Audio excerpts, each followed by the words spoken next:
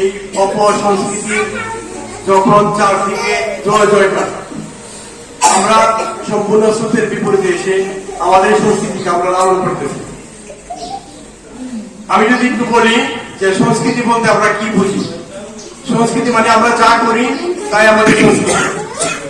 আমরা কিভাবে কথা বলি, আমরা কোন ধরনের পোশাক পরি, আমরা কিভাবে হাঁটি, আমরা কিভাবে লেনদেন করি, আমরা কোন ধরনের শিক্ষা গ্রহণ করি, এই সব কোন দিক যদি আমরা সমন্বয় করি তাহলেই আমাদের সংস্কৃতি প্রকাশিত হবে। এটাই সংস্কৃতি।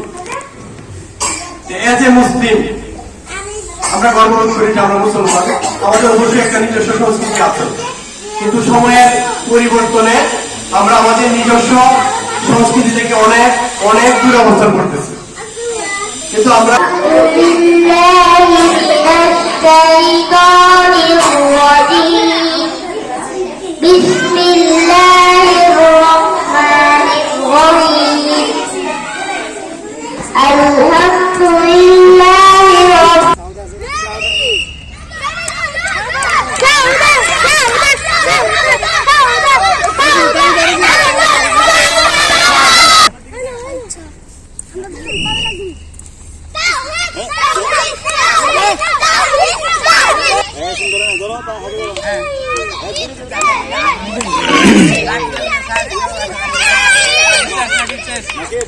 তোমরা আজকে কোরআন তালাওয়াত করবে, ইসলামী সঙ্গীত গাইবে, আজান দেবে।